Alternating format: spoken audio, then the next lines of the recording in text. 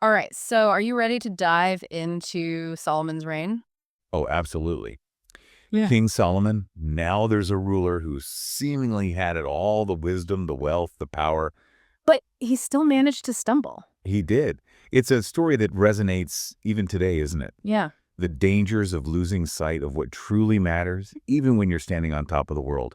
And that's what we are going to be looking at today. Yeah, and to really understand it, we're cracking open the books of 2 Chronicles, chapters 7 through 9, to uncover not just like the events, but what we can learn from his triumphs and his tragedies. Yeah, because it's one thing to be given all these blessings, Right. but it's another thing to know what to do with them. Exactly. And it all starts with Solomon completing his late father, King David's dream, the grand temple of the Lord. Oh, the temple. Can you imagine the weight of expectations on his shoulders? Oh, I mean, talk about pressure. This wasn't just another building project. This was like the culmination of generations of longing. Right. And 2 Chronicles 7 paints a vivid picture of just how momentous this event was. Hmm. Divine fire coming down from heaven, engulfing the temple in God's glory.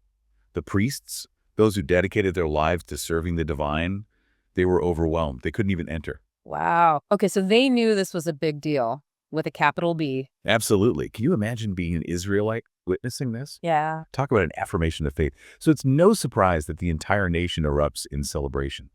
We're talking 22,000 oxen and 120,000 sheep. That's a feast of epic proportions.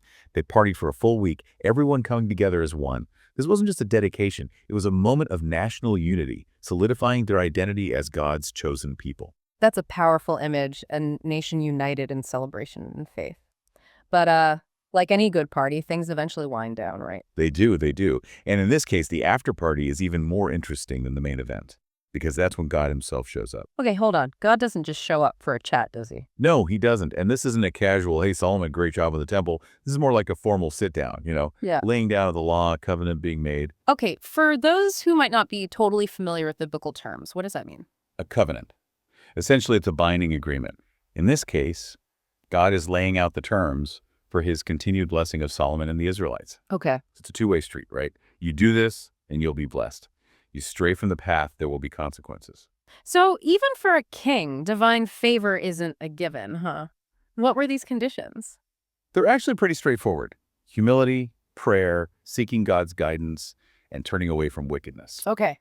Basically, lead with your faith and don't get lost in the trappings of power. It sounds simple enough when you put it like that. What were the stakes, though? What did God promise if Solomon stayed true? The promised land would truly live up to its name. Rain, plentiful harvests, protection from famine and disease.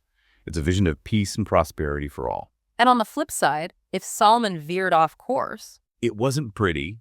We're talking drought, famine, plague. God even goes as far as saying he'd allow the temple, this magnificent structure Solomon had poured his heart and soul into, to be destroyed. Imagine the weight of those words. a stark reminder that even the most impressive accomplishments don't make you exempt from the consequences of your choices. Talk about a heavy conversation. It really puts things into perspective, doesn't it? Like even with, divine favor, the path forward requires constant awareness, a real commitment to staying true to those core values. It really does. It's a lot to carry, especially for someone like Solomon who's just getting started. Right. So how does he handle all this responsibility? Does he rise to the occasion? Well, he certainly doesn't shy away from a challenge. In 2 Chronicles 8, we see Solomon in full-on empire-building mode, right? Oh, yeah. Fortified cities, strategic alliances, expanding his territory through conquests. He was busy. He even manages to incorporate the ancient city of Tadmor into his kingdom. Which, for those who don't know, Tadmor is known to us as Palmyra. That's right. Palmyra. That just sends my mind reeling the historical echoes of a place like that. It's incredible, isn't it? Yeah. And think about the logistics involved. Yeah. Solomon was managing vast labor forces, overseeing these complex construction projects, essentially running a massive corporation in the ancient world. Right. And speaking of labor, there's that interesting detail about who Solomon did and didn't employ for all this building. Right. It's fascinating. He didn't enslave Israelites for these projects, Right. Instead, he utilized foreign laborers, which was actually in line with the law at the time. So he's following the rules, at least on that front. And then there's the whole story about his wife, Pharaoh's daughter. She wasn't exactly relegated to a tent in the backyard. No, not at all. Yeah. Solomon built her, a lavish palace. And this is where we see that reverence for the Lord. Again, he insisted that she not live in the house of David, the sacred dwelling place of his ancestors. Yeah, it's like he's drawing a line in the sand saying this far and no further, you know? He's juggling all this immense power and influence with this like deep respect for his faith. Exactly. And it makes you wonder, at what point, if any, that balance shifts? Where does that unwavering faith start to waver? And what impact does that have on his reign? But before we get to that, let's talk about someone who was drawn to Solomon's greatness, the Queen of Sheba. Ah, yes, the queen. And this isn't just like some casual visit. Yeah. Word of Solomon's wisdom had spread far and wide. She travels from what we now know as Ethiopia, essentially crossing continents in a time before cars, trains, or even like reliable maps. Right. It's incredible. It's a trek. Yeah. And she doesn't arrive empty-handed either. She's got camels laden with gold, precious stones, exotic spices.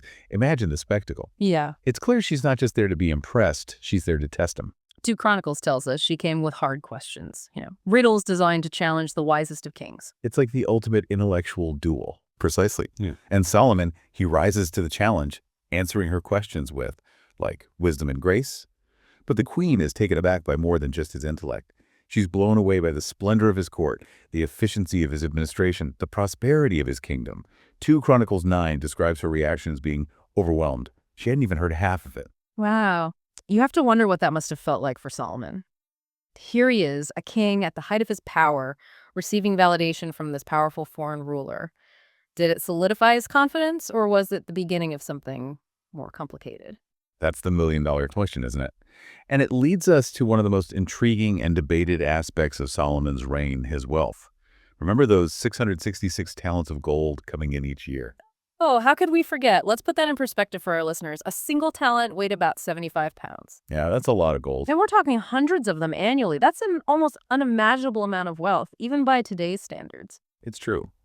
And what does Solomon do with all this gold? Well, he equips his army with gold shields, 200 large ones and 300 smaller ones.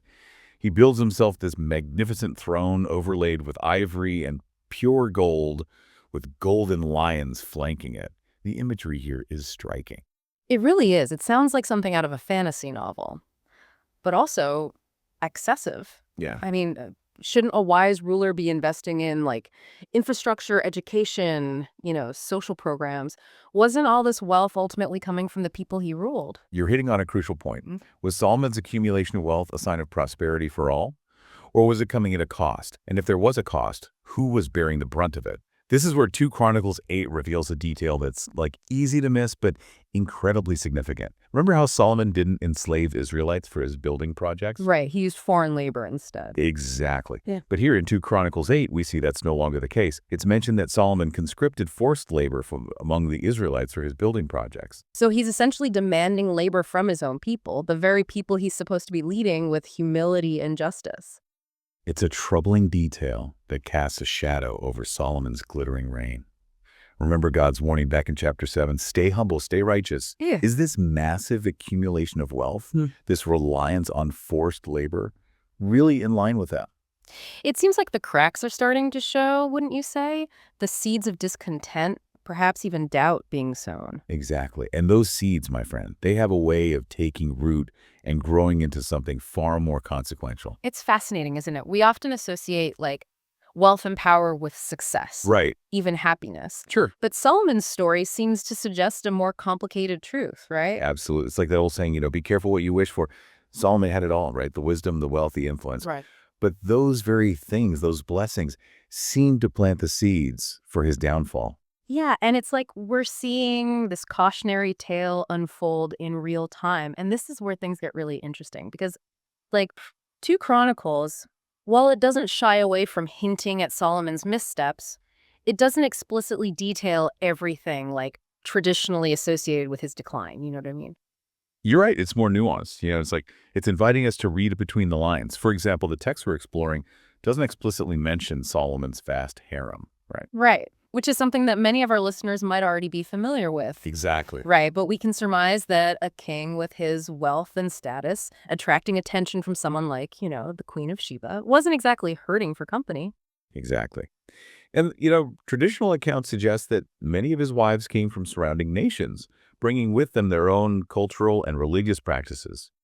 Practices that, according to Scripture, sometimes clashed with Solomon's devotion to God. It's not hard to imagine how that kind of influence, coupled with, the constant pressure of maintaining such a vast, opulent kingdom, could slowly chip away at even the strongest faith. Yeah, it's like he's being pulled in these different directions, you know? Yeah. The weight of his responsibilities, the allure of power and indulgence, all vying for his attention. It makes you wonder what was going through his mind in those later years. Was there regret? A longing for the simpler days before the weight of the crown pressed down upon him? It does make you wonder. We can only speculate, of course. But what 2 Chronicles does tell us is that after a 40-year reign, Solomon dies. Just like that, his story comes to an end. A story marked by incredible achievements, undeniable wisdom, but also by a gradual straying from the path laid out for him. And what about, like, his legacy? Did he leave the kingdom in a better state than he found it? That's the question, isn't it? And it's not one with an easy answer. On one hand, he oversaw this period of unprecedented peace and prosperity. On the other, his later years were marked by, a growing disconnect between his actions and the covenant he made with God. And as we know from the full biblical narrative, the kingdom ultimately divides under his son, Rehoboam's rule. It's a sobering reminder that leadership is more than just, like, accumulating wealth and power, right? It's about using those things responsibly, ethically, always remembering the people you are meant to serve. Precisely. And that's what makes Solomon's story so enduring, so relevant, even thousands of years later. It's a story that challenges us to examine our own lives, our own ambitions, and ask ourselves what truly matters. What will we leave behind? A legacy of, glittering gold, or something far more enduring, something built on compassion, justice, and unwavering faith. It's a question worth pondering, isn't it? Because in the end, it's not just about building a kingdom in the material world. It's about building a legacy worthy of the people we aspire to be. Welcome to Charlie and Mia's podcast. We're embarking on an exciting journey to read through the entire Bible in just 1 year. Every day, we dive into Scripture, exploring its meanings and how it applies to our lives today. We invite you to join us on this incredible adventure of learning and discovery. Don't forget to subscribe to our channel so you never miss an episode.